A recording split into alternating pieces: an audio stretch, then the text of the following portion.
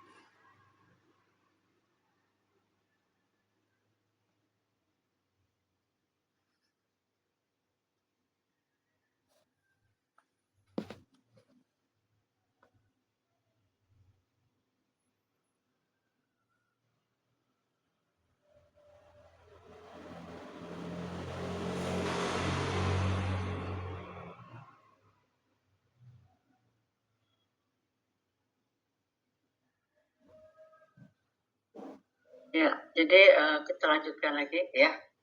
Gejala khas daripada rhizopus seperti tadi Ibu katakan itu adalah suatu bercak yang pada awalnya itu seperti terendam air, kemudian pada permukaan atasnya itu akan ditumbuhi oleh miselium yang berwarna putih. Tapi pada saat kondisi sangat lembab, maka ini kemudian akan semakin menebal dan akan membentuk suatu jalinan hifa yang warnanya gelap. Ya.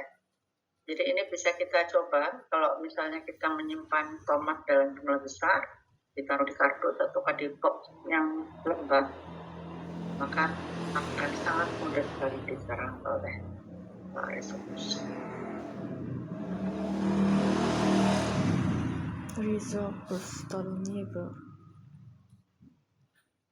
Oke, kemudian yang berikutnya ini adalah grey mold atau kapang kelabu. Dikatakan kapang kelabu karena nanti warna dari miselium yang dihasilkan oleh botrytis ini adalah warnanya kelabu. Nah, sama atau mirip dengan yang sudah kita lihat tadi. Jadi pada awalnya ada satu bercak yang seperti berair, kemudian memiliki warna yang coklat terang ataukah agak-agak oranye itu pada bagian tengahnya, dan mengandung seperti ada bercak berminyak yang warnanya ketemu. Nah, pada saat gejala ini kemudian berlanjut, maka tomat akan berubah menjadi lembut atau melunak, kemudian akan menjadi membusuk setelah beberapa hari. Ya. Kemudian bagian kulitnya ini akan terkelupas. Kemudian kita akan melihat jalinan miselium yang berwarna abu-abu. Kemudian ada kelompok spora yang berkembang pada miselium tersebut. Coba lihat gambarnya. Ya. Jadi kira-kira seperti ini. Wow. Jadi warnanya itu abu-abu, ya. Kemudian akan kelihatan bentukan dari spora-spora yang ada pada bagian yang bermiselium tadi. Oke, kemudian ada early blight, ya. Dari kata early ini berarti dini, gitu ya. Nah, jadi pada Solana C, tanaman Solana C, misalnya pada tomat, terong, itu ada dua macam hawar atau blight. Ada early blight, ada late blight. Early blight artinya hawar yang muncul lebih dulu, sedangkan kalau late blight itu menyerang di belakangan pada stadia-stadia yang lebih lanjut. Nah, penyebab daripada early blight ini adalah cendawan, ya, namanya Alternaria solani. Seperti yang Ibu jelas sebelumnya, kalau untuk penamaan patogen itu biasanya juga mengacu pada kisaran ini. Ya. Kalau kita sini Alternaria solani, berarti Alternaria ini punya kisaran inang, yaitu kelompok Solana C. Ya.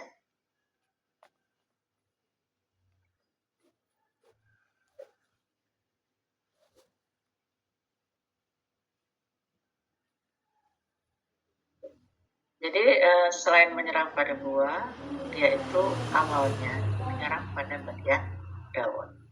Jadi pada bagian daun ada spot atau bintik yang sirkular sampai berbentuk bersudut atau angular. Bercaknya berwarna coklat sampai hitam. Kemudian karakteristiknya itu adalah memiliki cincin konsentris. Artinya bercaknya itu tidak polos tapi ada lingkaran-lingkaran. Ya. Kemudian jika bercak ini kemudian berlanjut membesar, maka daun itu kemudian akan runtuh dan menyebabkan pengeringan dari seluruh bagian daun. Kalau pada bagian batang, ini juga bisa menimbulkan gejala berupa bercak gelap pada bagian pangkal dekat dengan tanah, dan biasanya juga ada pengkerutan pada bagian batang. Ya. Dan bercak ini kemudian bisa menyebabkan adanya suatu pengerutan dan kemudian cabang-cabangnya ini akan bisa patah karena ada aliran angin. Ya. Nah, seperti ini. Jadi sangat khas sekali jika kita bandingkan tadi dengan yang sebelumnya. Kalau early blight tidak hanya pada buah tapi juga pada bagian daun dan batang. Ya. Jadi bercak itu dalam dan konsentris. Kemudian warna daripada bercak itu coklat sampai ke tangan. Okay. Nah, yang berikutnya late blight atau bercak yang datang belakang. Nah, untuk gejalanya bisa kita temui pada bagian daun, pada bagian batang, juga pada bagian kemudian bercaknya muncul itu warnanya coklat hingga berwarna ungu kehitaman. Ya. Jadi bercaknya ada pada daun, pada batang, dan juga pada buah. Nah, untuk bagian buah ini biasanya kalau misalnya tomatnya masih hijau, itu kemudian nanti akan berubah menjadi coklat dan keperakan atau scarlet. Jadi ini seperti perak. Kira-kira seperti ini. Ya. Jadi warnanya coklat ataukah purple black. Nah, ini kalau kemudian miseliumnya berkembang, ya, ini akan kelihatan seperti ini. Ya. Nah, tentunya kalau pada kentang itu beda juga. Dia punya gejala. Kalau pada kentang ditemui pada daunnya itu mengalami hawar, jadi bisa mengering ya pada keseluruhan daun. Kemudian pada umbi yang dihasilkan itu juga akan terjadi pembusukan mirip-mirip seperti ini. Ya. Ya. Kemudian ada southern blight. Ya, jadi blight atau nomor itu ada macam-macam. Ada yang tadi early blight, late blight, ada southern blight. Ini penyebabnya juga adalah cendawan. Namanya Sclerotium brownsi.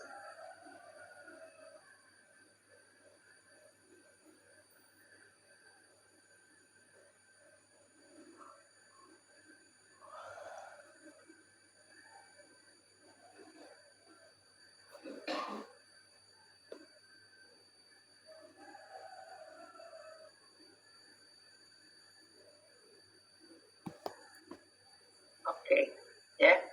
Nah, untuk gejalanya, ya, itu terutama pada bagian pangkal batang dekat dengan tanah. Ya. Jadi batang yang terserang itu kemudian akan mengalami gejala pencoklatan, kemudian nanti akan terjadi pengkerutan pada batang. Nah, pada bagian atas tanaman kemudian akan layu dan mati secara cepat. Miselium biasanya bertumbuh pada jaringan yang terinfeksi dan biasanya ada ya ada biji seperti biji yang terbentuk pada area di dekat bercak tersebut yang berbatasan dengan tanah.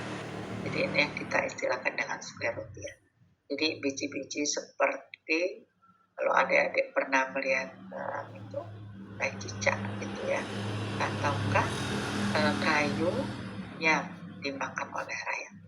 Nah itu, jadi akan terlihat banyak biji-biji bertebaran di dekat untuk pangkal batang yang berbatasan dengan tanah. Nah, adanya serangan dari Sclerotium brownsi ini juga akan menyebabkan seluruh sistem rangkaran itu kemudian terjadi.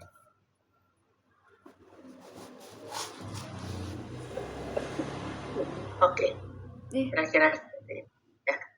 Jadi kalau adik-adik perhatikan, ini gejalanya pada buah, ya, tapi ada nanti kalian Semua coba mencari gejala pada tanaman. Ya. Jadi kalau pada bagian buah itu awalnya seperti ini, jadi pada bercak, kemudian ditubuhi oleh miselium, dan pada bagian tengahnya ini kemudian akan muncul seperti biji-biji, ya, yang awalnya warnanya krem, kemudian kalau sudah buah, biji-bijinya atau sklerotia ini kemudian akan berubah menjadi coklat kehitaman. Ya. Nah, ini merupakan salah satu struktur istirahat dari cendawan. Jadi sklerotia itu merupakan suatu bentuk istirahat yang kalau misalnya dia ada di dalam tanah, tanpa keberadaan inang itu bisa bertahan sampai tahun. Ya. Sehingga ini akan menyulitkan bagi kita untuk mengendalikan penyakit tersebut. Jadi kalau misalnya ingin mengendalikan penyakit ini atau memutus siklus dari penyakit ini, kira-kira apa yang harus dilakukan? Coba. Menurut kalian apa yang harus kita lakukan supaya tidak datang lagi di pertanaman? ganti tanaman. Coba Atia Salsabila, apakah sudah join?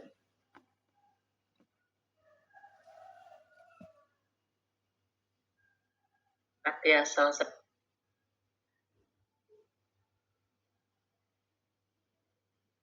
Tidak ada.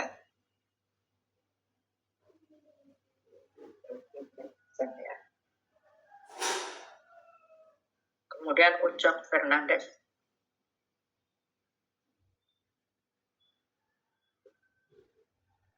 Mana Ucok Fernandes?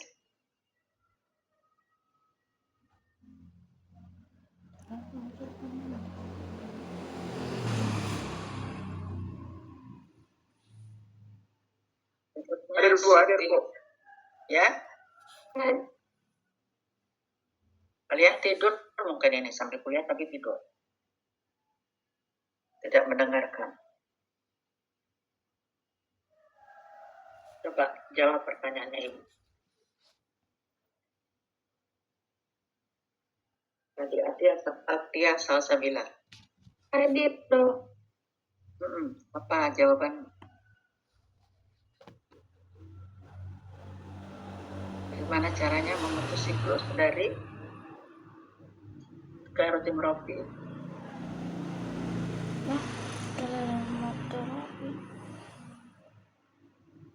Maaf, bisa diulang karena jaringanku kurang baik di sini.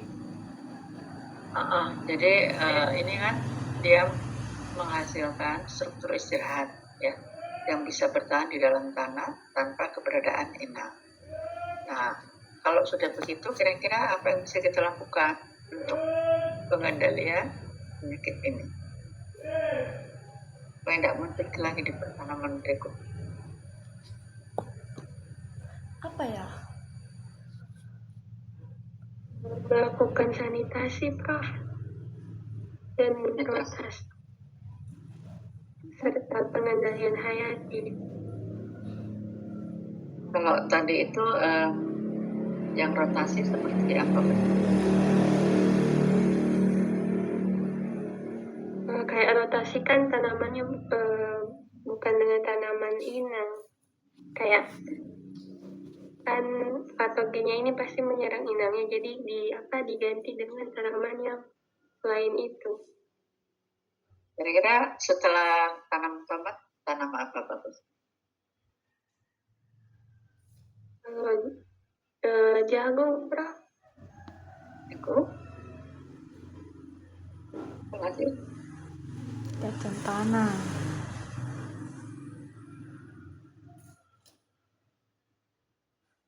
Apalagi kira-kira?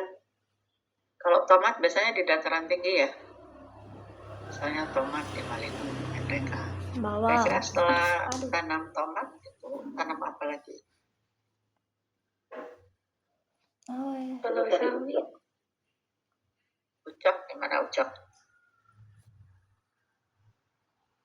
Cok Fernandes.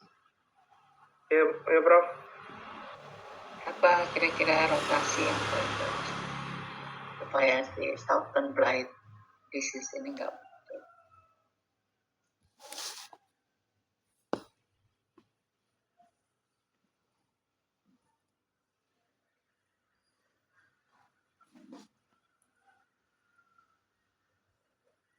Di wortel Prof. Ya, Habis tomat ini pindah ke wortel. setelah itu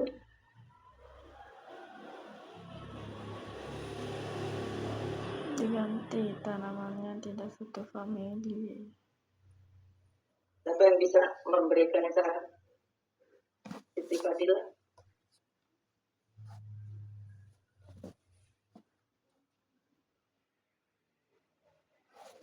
Siti Fadila nggak ada ya. Oke. Jadi adik-adik, tentunya kalau kita tadi melihat ya, ini kan kelompok Solanaceae. Jadi kita jangan menanam tanaman yang masuk ke dalam famili Solanaceae. Nah, betul. Jadi kalau misalnya sudah tomat, jangan lagi kentang, jangan lagi terong, jangan lagi cabai. Jadi kita mengambil famili yang berbeda. Misalnya tadi udah betul ya, setelah tomat wortel, setelah wortel apalagi kubis, setelah kubis apalagi yang penting itu bukan merupakan inang dari Sclerotium rolosi. Ya, tapi kalau misalnya dia juga menyerang kol, maka sebaiknya jangan menanam kol. Ya, jadi pengetahuan kita tentang kisaran inang ini tentu sangat penting. Ya, oke. Kemudian yang berikutnya ada busuk poma. Ya, jadi poma rot, penyebabnya poma destruktif. Dari kata destruktiva berarti ini sangat merusak. Ya, jadi gejala yang ditimbulkan oleh cendawan ini adalah pada bagian daun itu ada bercak yang kecil, gelap dan tidak teratur, kemudian menyebabkan daun itu menjadi kuning dan gugur secara prematur. Kemudian pada bagian buah itu juga terjadi bercak yang sirkuler, kemudian dalam dan seperti terendam air. Selanjutnya ini akan menjadi berwarna kehitaman dan seperti ada satu leathery, itu artinya mengkilat seperti ada kulitnya gitu ya. Kemudian nanti juga akan membentuk tubuh buah atau fruiting bodies dan miseliumnya. Jadi kira-kira seperti itu ya. Jadi apa tuh, bercaknya itu kecil, agak dalam, kemudian pada bagian miselium yang sudah tua ini akan terbuah, yang kita istilahkan dengan pigment. Oke, selanjutnya pada tanaman terong ya. Terong. Pada tanaman terong ada busuk buah, penyebabnya itu adalah cendawan Phomopsis vexan.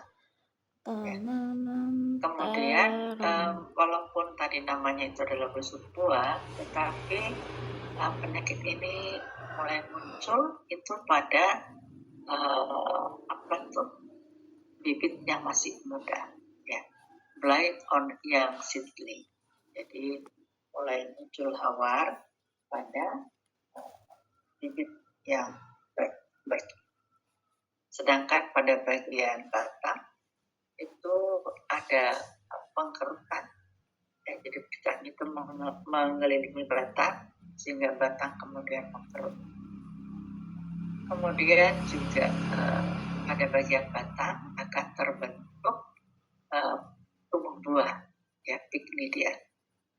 Kemudian pada daun ada bercak yang berwarna coklat dan bentuknya tidak teratur. Sedangkan pada bagian buah menjadi lunak, kemudian basah dan busuk. Nah, ini kalau kemudian berlanjut terus, maka akhirnya kemudian buah menjadi kehitaman, mengeras, kemudian bikinidia atau tubuh buah itu akan berkembang secara melimpah pada permukaan yang terinfeksi Wih, seperti ini. Ya. Kalian pernah nggak melihat gejala ini? di Google pernah. Siapa di antara kalian pernah melihat Di Google pernah. busuk pada buah terong? Siapa itu yang pernah berhasil punyanya? Tidak berhasil punya aku. Ada nggak?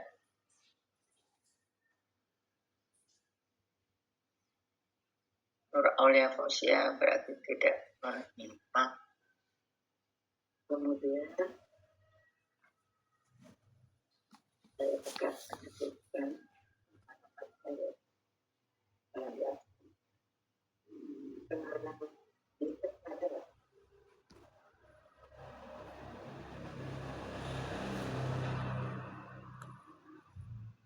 restoran juga tidak ada. Kemudian Andi Dalila, Ya Bu, ini pada tidur ini kali ya. Jarang sekali yang menyahut. Andi Dalila, kamu pernah lihat ini gejala pada terong seperti ini? jarang Prof, hampir tidak pernah. Pernah. Oke. Tidak pernah. Jadi biasanya kita kan kalau beli terong langsung dimasak, nggak sampai tahan lama gitu ya. Kecuali kalau mungkin ibu kalian membeli terongnya banyak, kemudian sampai nggak matang sehingga kemudian muncul ya. Oke, yang berikutnya itu adalah Polytotrichum melongenae. Jadi dari kata melongena, contoh melongena itu adalah nama Latin dari terong. Sehingga kalau ada nama Latin dari patogen Polytotrichum melongenae, berarti Polytotrichum itu anthracnosa yang menyerang pada buah terong. Ya. Jadi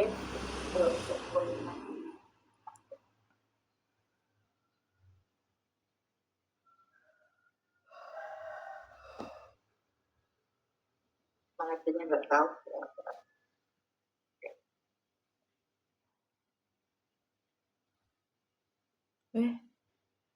Ini kayak mata alien. Menduga bahwa spesifik inangnya itu pada terong. Jadi anthracnosa itu adik-adik bercaknya itu Hitam. dalam gitu ya, warnanya gelap. Biasanya juga terjadi sirkuler, kayak ada cincinnya. Kemudian di bagian hifak-hifaknya ini yang berkembang itu juga muncul tubuh buah. Jadi ada bikinidia. Ini kalau kita pegang itu keras ya.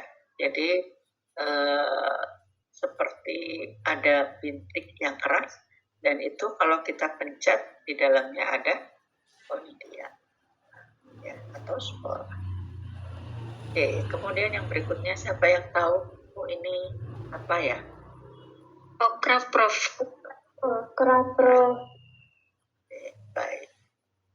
Aku Pada tahu okra apa itu juga ada penyakit Apa yang kok namanya okra? Rhizoctonia root atau busuk rhizoctonia. Jadi penyebabnya Rhizoctonia solan. Jadi lagi-lagi karena ini semuanya satu marga ya, satu keluarga Solanaceae, kelihatannya musuhnya juga banyak. Oke, jadi menyerang pada bagian polong.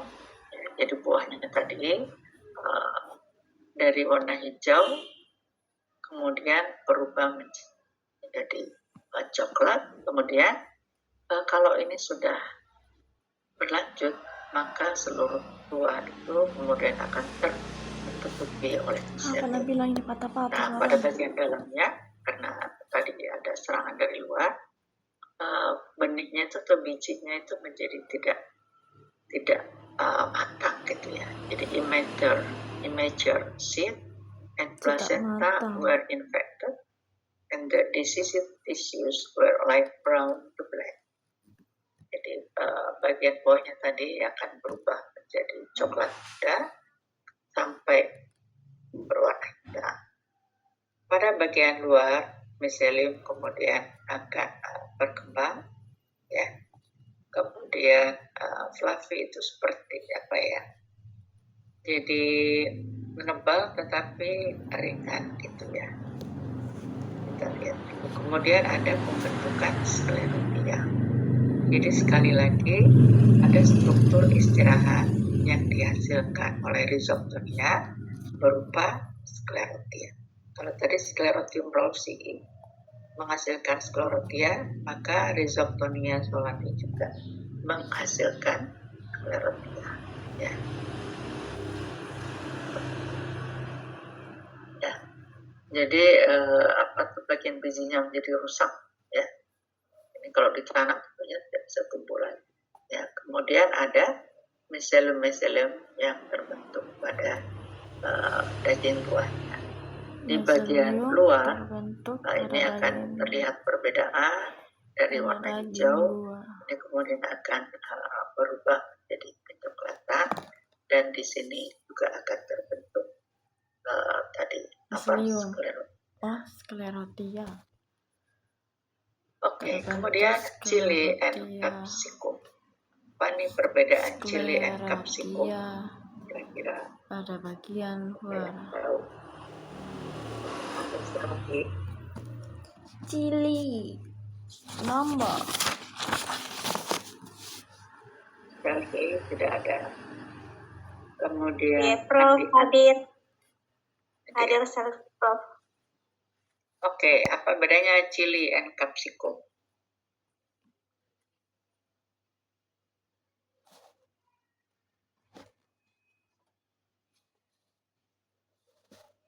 perbedaan chili dan kapsikum. Ya, ini kelompok cabai-cabai ya. Tapi tentunya ada cabai kecil, ada cabai besar, ada paprika ya. Kita lihat bersama. Oke, ada bacterial soft root ya. Kalau tadi itu kita lihat bahwa kebanyakan cendawan gejalanya juga relatif mudah untuk kita amati, maka ada juga gejala busuk yang disebabkan oleh Erwinia Kapsikum itu caroticura, jenisnya. dan ini merupakan bakteri Nama buahnya. yang memiliki kisaran inang sangat-sangat luas. Dan gejalanya itu pasti yaitu busuk basah. Kenapa kok bisa busuk basah? Karena si bakteri ini memiliki kemampuan untuk menghasilkan enzim pektinase. Pektinase itu berarti bisa melarutkan pektin. Pektin merupakan komponen yang mengikat ya jaringan sel satu dengan lain. Nah, ini kalau kemudian terurai, maka isi sel itu akan keluar, sehingga itulah yang menyebabkan gejala bercaknya itu kemudian seperti basah atau berair.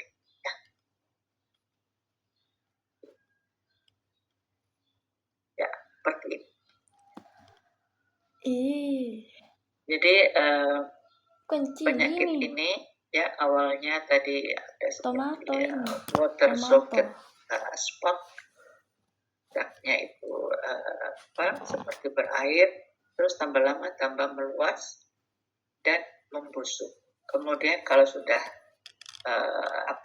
lanjut, maka akan mengeluarkan cairan ya. Kemudian ada anthracnosa. Anthracnosa ini merupakan penyakit utama juga pada cabai, baik itu cabai kecil maupun cabai besar. Nah, spesies daripada Colletotrichum itu juga macam-macam ya. Ada Colletotrichum gloeosporioides, ada Colletotrichum abscissi, ada Colletotrichum annum, dan lain sebagainya.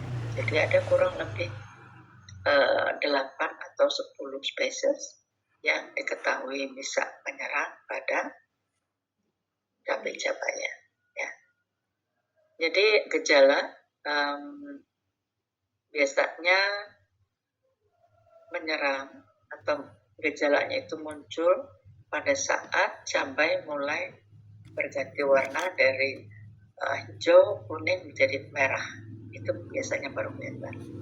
Jadi kadang-kadang kita saat membeli di pasar misalnya, kelihatan masih belum ada bercak.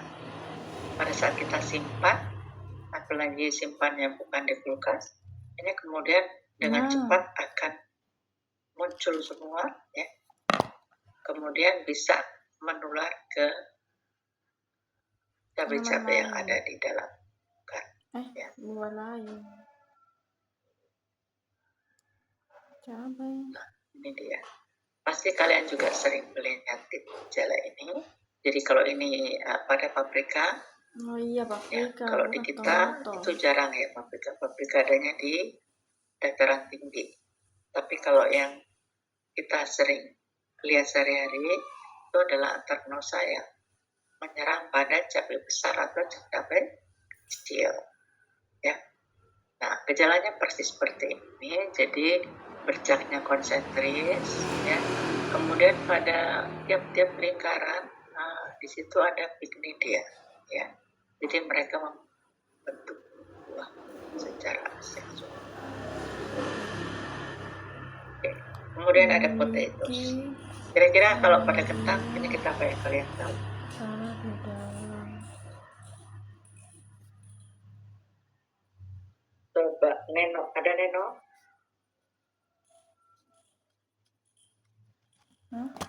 Neno sudah menyahut.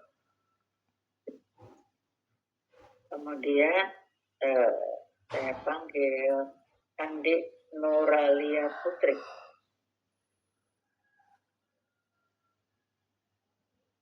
Tidak menjawab juga. Kemudian Anita juga tidur. Arabella, Iya, Prof. pada tidur semua. Arabella, coba penyakit apa yang kamu tahu yang ada pada kentang? Clavibacter michiganensis, Prof. Yang Apa? cincin. Busuk cincin, oke, ya. Clavibacter michiganensis. Kita lihat ya. Yang pertama adalah dry root, berarti busuk kering, ya. Fusarium solanae, varietas coeruleum, ya. Ini gejalanya berupa bercak yang kering dan gelap muncul pada bagian kulit luar yang kemudian ini akan menjadi cekung, ya. Kemudian berkerut dengan cincin yang konsentris dan tidak teratur, ya. Kemudian bagian dalamnya itu akan berubah menjadi kecoklatan, kemudian juga kempes dan biasanya dipenuhi oleh miselium atau hifa-hifa yang berwarna. Nah, pembusukan itu kemudian akan bisa meluas sampai ke seluruh umbi sehingga akan kehilangan berat yang sangat signifikan, ya. Jadi itu akan mengering, kemudian akan berwarna keperakan, ringan, ya. Kalau kita pegang begini, wah, jadi hilang di kandungan air. Oke, seperti ini, ya. Jadi dari luar itu ada bercak yang awalnya itu rata, tapi kemudian akan mengkerut terus. Dan kalau kita buka bagian dalamnya, bagian dalam ini juga mulai meluas dan akan kelihatan miselium yang berwarna putih. Nah, ini kalau meluas sampai ke seluruh umbi, maka umbi ini akan menjadi ringan, ya, karena kandungan airnya kemudian hilang dan seluruh umbi ini akan berkerut, ya, dan mengempes. Kemudian ada brown root atau busuk coklat. Siapa yang tahu Ralstonia solanacearum ini bakteri atau cendawan? Cendawan, Prof. Cendawan. Coba Christine Sela, ibu sengaja memanggil nama, lalu ibu mencatat siapa yang respon, siapa yang tidak respon. Gimana Kristen? Ini cendawan atau bakteri? Bakteri Prof kalau Oke, jadi ini penyebabnya adalah bakteri Bakteri. Ralstonia solanacearum. Oke, kemudian kita ada nggak kita? ada Prof. Oke, kita. Kalau dari namanya Ralstonia solanacearum berarti inangnya apa aja kira-kira? Kentang. Selain kentang, kira-kira bisa menyerang apa lagi?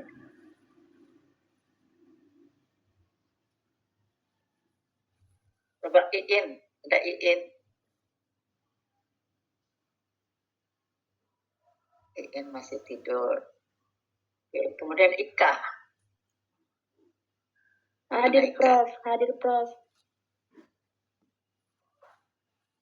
Jadi semuanya harus bangun dari tidurnya. Oke, kira-kira selain kentang, apa lagi inangnya? Ika. Cabai Prof. Apa lagi? Tomat, Lagi busuk, ya? tomat, cabai. Oke, baik. Kemudian Ismi tidak menyangkut. Baik. Jadi selain daripada potato, ini juga bisa menyerang kelompok Terong. cabai-cabean. Jadi Cabai-cabean. cabai besar, cabai kecil, paprika, kemudian ada terong, ada tomat. Nah, di sini gejalanya ya, itu adalah pembusukan, tetapi warnanya itu adalah kecoklatan. Kemudian dia ini menyerang secara sistemik, ya, jadi masuk pada bagian jaringan vasikuler, ya. Kemudian dari akar naik ke batang, kemudian nanti juga bisa ke stolon dan ke inti, ya. Kemudian gejalanya berupa tadi bercak warna coklat, tetapi berwarna coklat, ya. Jadi seperti itu, brown. Nah, ini tentunya sulit kita bedakan dengan tadi Campylobacter michiganensis, ya. Kemudian ada cap. Cap ini artinya kudis, ya. Oh.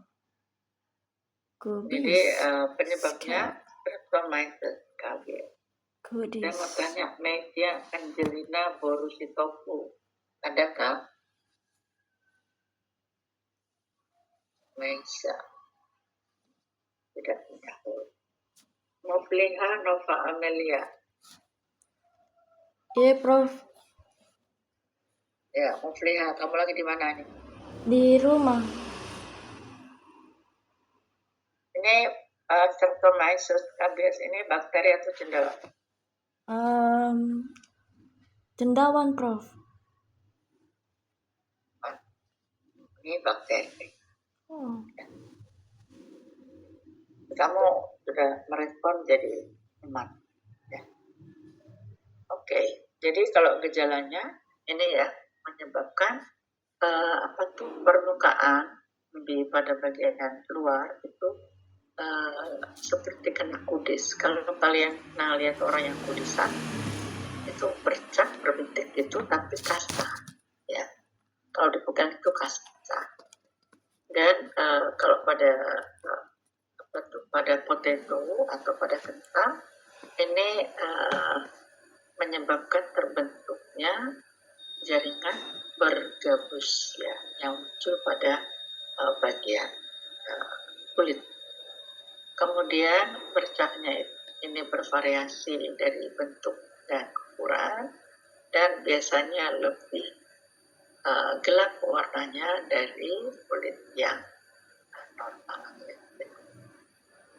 Nah, bercak yang bergabus ini dalamnya bervariasi 1-3 mm, kemudian warnanya gelap ya. Dan biasanya serangan dari si amplification terutama pada umbi yang masih muda, ya. Jadi gejalanya itu seperti ini. Jadi gejala bercak tapi kayak muncul gitu ya, karena terjadi pembentukan lapisan gabus pada permukaan kulit umbi. Nah ini kalau misalnya gejalanya apa tuh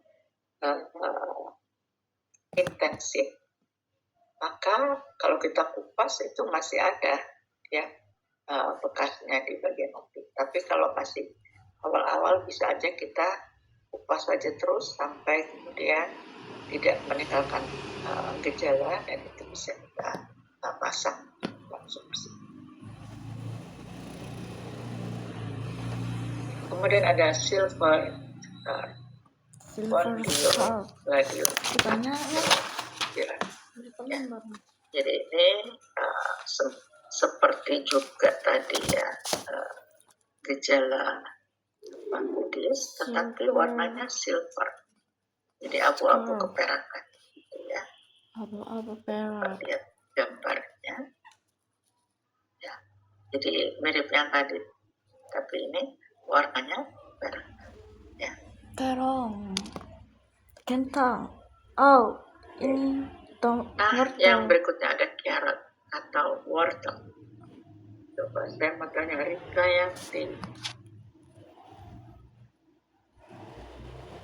Yati mana? Tidak menjawab. Siti Fadila juga tidak menjawab. Dan saya cross ini. Kemudian Resti Awalia. Hadir ke Prof. Reski, kira-kira kalau pada wortel ini kita pakai banyak. Erwinia Krotophora Prof. Oke, ya. Kenapa orang ditanya gampang-gampang, saya susah. Lunak pada apa itu wortel, penyebabnya Erwinia Krotophora. Jadi dari kata carrot sebetulnya ya, jadi Krotophora. Ya. Oke, jadi ada crown root, Rhizoctonia zolani, cendawan. Jadi menyebabkan pembusukan pada bagian mahkota. Ya. Tapi juga bisa menyerang pada saat fase kecambah, pada saat dia masih di pembibitan. Ya. Kemudian juga bisa menyerang pada periode penyimpanan. Ya. Kalau ini menyerang di pertanaman, maka akan menyebabkan daun-daun itu menjadi layu secara prematur, menguning, ya, akan ya. Sedangkan pada bagian akar, ya, itu ada bercak yang brown sunken lesion, ya. Jadi ada bercak berwarna coklat yang dalam. Kemudian bisa juga berupa kanker dekat pada bagian crown atau mahkota. Jadi seperti ini. Ya, jadi ini istilah crownnya. Mereka itu menyerangnya di bagian-bagian ya. Oke, kemudian ada black root alternaria radicing. Seperti ini. Oh, ini ya, ini juga saya rasa saya sering menemui ya, black root. Jadi wortel itu kemudian menjadi hitam, kalau kita kupas kadang sampai dalam itu masih ada ya. Jadi kalau kita lihat di bawah mikroskop, penampakan kondisinya itu seperti ini. Ya. Yang lain ada Erwinia Krotophora, ya, jadi seperti ini, bercak berair, ya. Dan kalau sudah lanjut, maka seluruh jaringan wortel itu akan melunak dan memberikan cairan. Ada sour root, ya. Jadi ini adalah pembusukan yang baunya itu bau asam, gitu ya. Nah ini penyebabnya cendawan Diotrichum candidum.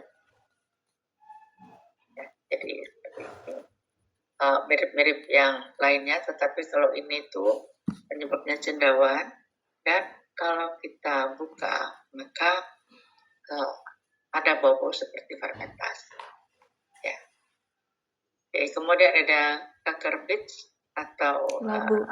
labu-labuan. Ya. Labu-labuan ada pembusukan yang disebabkan oleh cendawan, Coaneffora, kupur taro. Ya apa Jadi ini? busuk basah Coaneffora. Coaneffora. Jadi muncul di apa tuh, Busuk batang. miselium yang warnanya putih sampai ke hitam. Adanya Kemudian ada miselium. Pythium apa nih, dermatum. Miselium putih. Jadi busuk buah. Putih sampai Ini kira-kira hitam. tanaman apa? Siapa yang tahu? Tanaman apa itu? Labu. Timun. Oh iya, timun. Timun suri. Timun, Prof. Timun suri, Prof. Timun. Ya. Oke, ada Belirut Rhizoctonia solani. Ya. Belirut. Seperti itu. Ini kayak yang di game-game. Kemudian ada onion, kita Bawang catat merah. saja. Ya. Onion itu pada bawang merah ya, Botrytis ali. Karena bawang itu nama latinnya Allium cepa. Ya. Allium Atau cepa. Allium ascalonicum. Nah, oleh karena itu cendawannya juga spesifik, namanya Botrytis ali. Ya, jadi ini kalau dia pada bawang bombay, ya, gejalanya kira-kira seperti ini. Tentunya kalau sudah parah, ya seperti ini kita nggak bisa lagi konsumsi, karena pasti sampai di dalamnya itu bercaknya akan. Kemudian karena ada kalian blue mold ini. rot. Jadi Bagaimana? busuk atau kapang, kalau kapang biru, ya. Nah, kenapa dikatakan kapang biru? Karena cendawan yang menyebabkannya, yaitu Penicillium spp, ini menghasilkan suatu koloni miselium, ya, pada tanaman yang warnanya blue green, jadi biru kehijauan. Warnanya Ya, jadi ini penyebabnya tadi kayak Penicillium. ada cacingnya. Kemudian ada black mold, jadi kelompok cendawan pembusuk tapi berwarna hitam, namanya Aspergillus niger. Ya, ini juga Ini sering kita cendawan temui ini. pada bawang merah, pada bawang putih, bawang bombay. Dan kalau kita pegang, maka tangan kita Hitam. jadi hitam. Ya, karena ada massa conidia yang dihasilkan pada sekeliling. Kemudian ada garlic atau Bawang putih. pada basal root, jadi pada pangkal umbi itu akan muncul Fusarium oxyspore. Ya.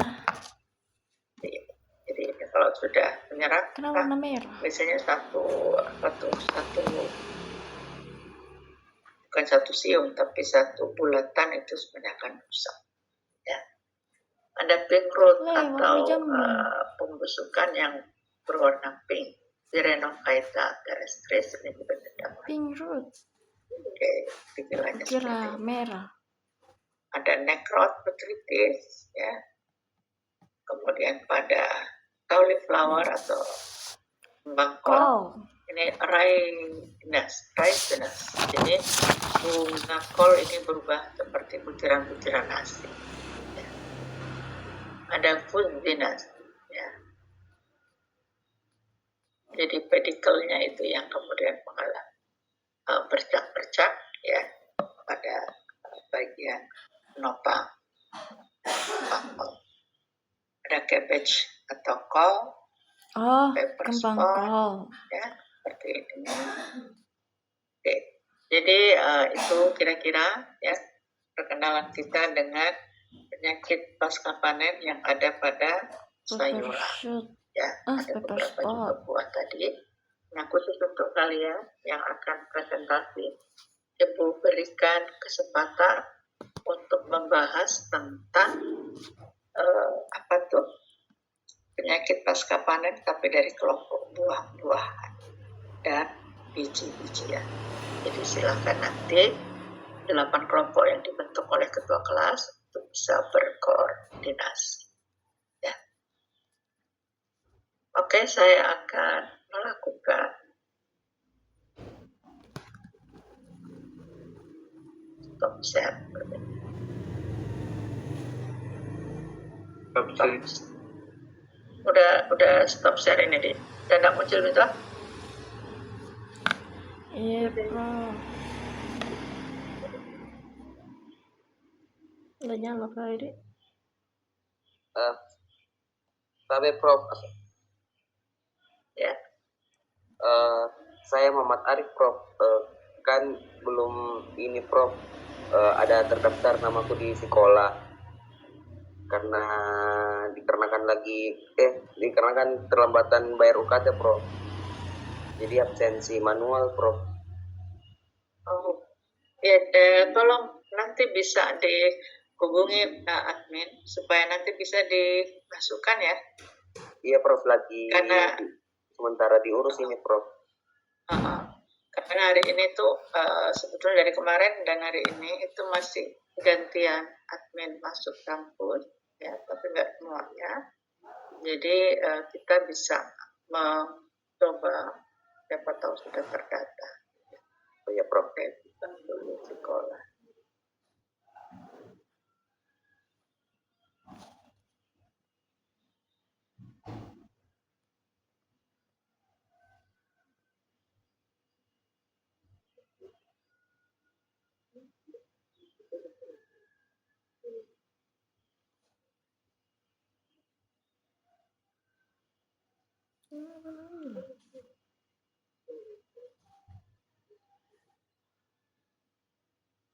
Dan pasca.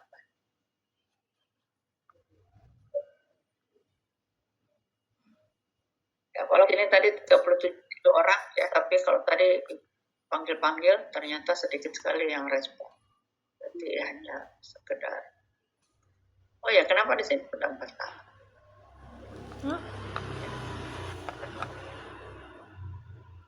Kecepatan ini. Waktu minggu pertama Ibu masuk kan dulu itu? Waktu kita libur? Tidak deh? Tidak Prof, Senin, minggu Selasa. pertama libur. Nah, berarti minggu keempat atau hari ini? Udah tahu, Min, aku ingat. Oke, untuk yang tidak hadir, coba nanti ketua kelas untuk bisa memberikan infonya ke Ibu ya.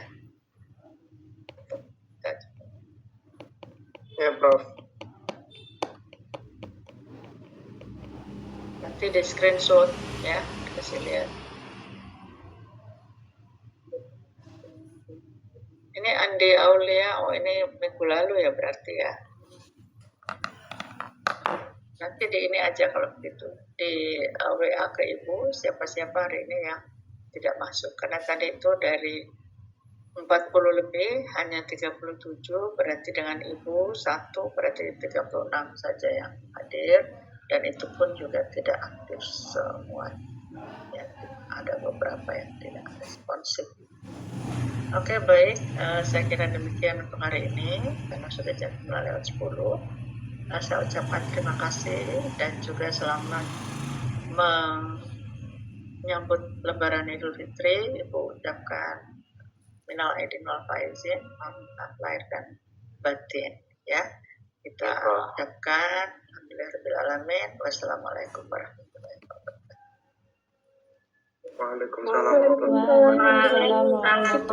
Waalaikumsalam warahmatullahi wabarakatuh. Kalian sudah di kampung semua ini ya? Udah pulang ya? Di kos saja Prof. Tidak pulang. Ya. Di kos saja Prof, tidak pulang. Oh, kasihan. Kalau yang di kos silakan datang ke rumah Ibu ya.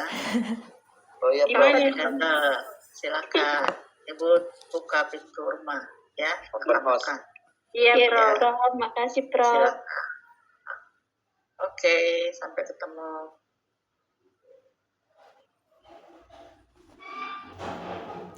Selesai.